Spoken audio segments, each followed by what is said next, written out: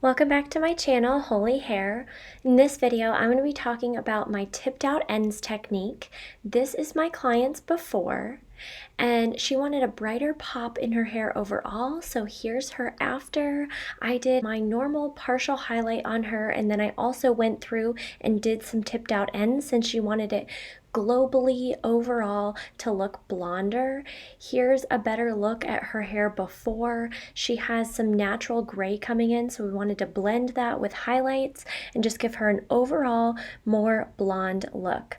So I'm going to walk you through how I do my tipped out end service. This is something that you can add on to your partial or full highlight client. This can be an added service that you add on for them to give them the added benefit of brighter ends and just an overall blonder pop.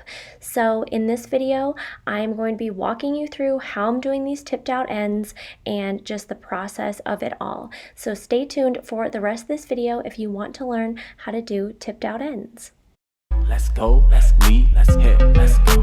Holy hair, let's go, let's go, let's go. So coming into doing her tipped out ends, I'm just going to kind of give you a general gist of what I'm doing here. So it can be a little overwhelming doing tipped out ends when you have like a full foil situation going on, but we're just going to keep it simple.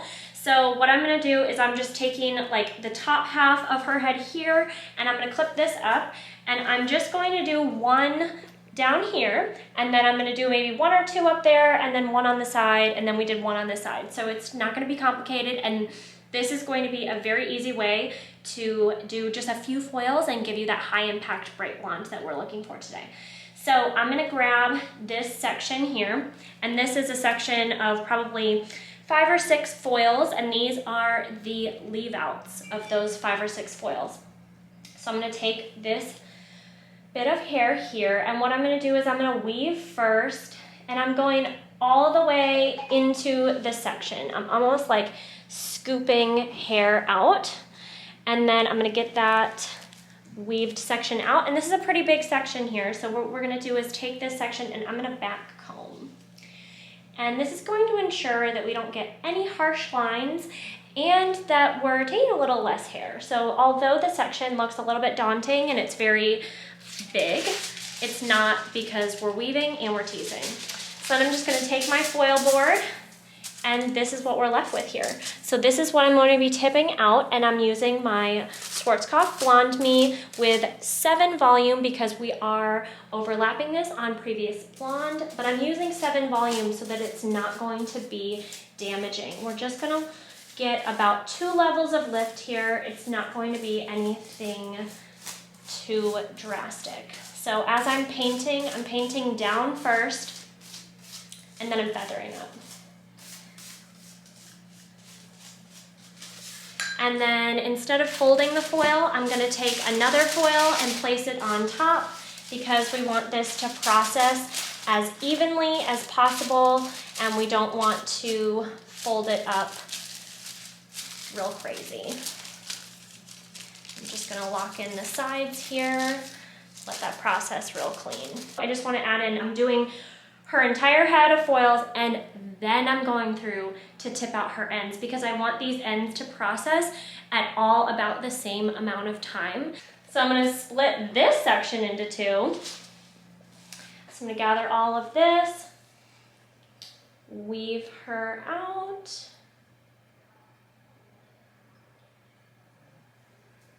and then we're going to tease.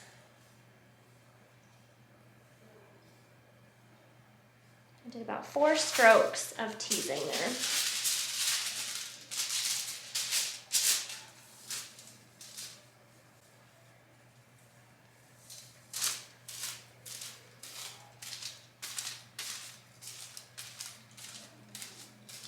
And I love using the board for this method because it just makes it so much easier to paint on a flat surface rather than painting on your hand in this instance, because you can't really use their head. You have to use a surface to paint on. So we're just brushing this up to make sure we have a really nice blend. And then if you want to get a close-up on the saturation. So as you can see, the saturation is even, it's clean, and you want to make sure that you're having an even and clean saturation because that is how your lift is going to look. If you had a big glob of lightener in one little area here, that's gonna lift lighter than the rest. So you don't want to have globbed lightener. You want it to be very clean, very cleanly painted. You want to be a little OCD when you're doing hair.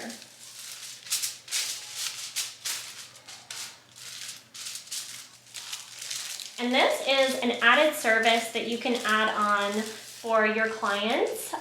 So, you know, you could charge an extra color charge for this. You could have a fee for your tipped out ends. Say adding extra tipped out ends would be, you know, an extra $50 service, or, you know, depending on the area that you live in, obviously would depend on your pricing. I always get a lot of questions about pricing, but it's a tricky one because it does depend on where you live.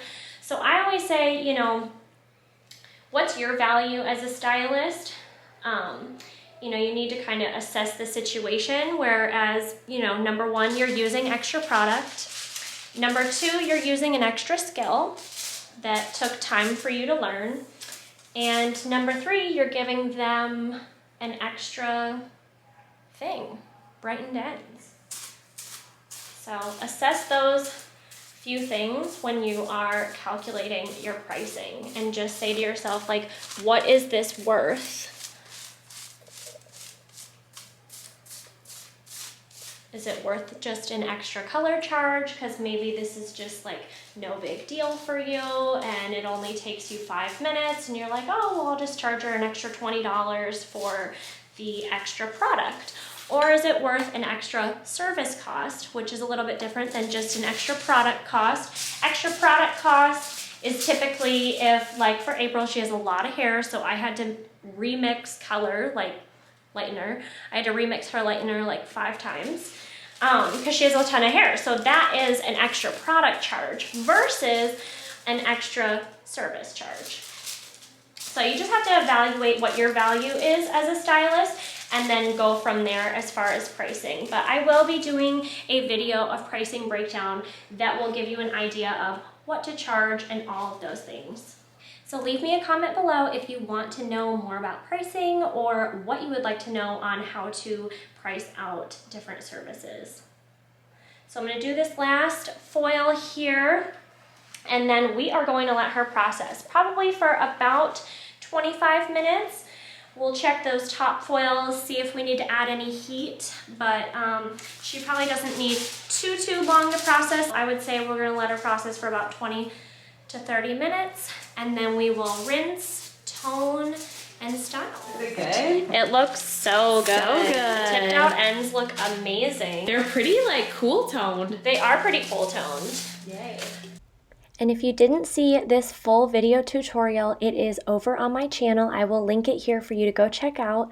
I did a gray coverage without actually covering any of her gray. We just did a camouflage with highlights. So I love offering this service for my clients who do not want full coverage for their gray. They kind of like a longer grow out time versus that every 4-week gray root touch up. So check that video out if you're interested in learning how to blend gray hair with highlights. So here's her before again, and then here's her after. It is just so gorgeous. I love the way this turned out, and I love adding tipped out ends as an added service for my clients, and they love it as well. Don't forget to give this video a like, share it with a fellow hairstylist, hit that subscribe button, and I will see you beauties in the next video.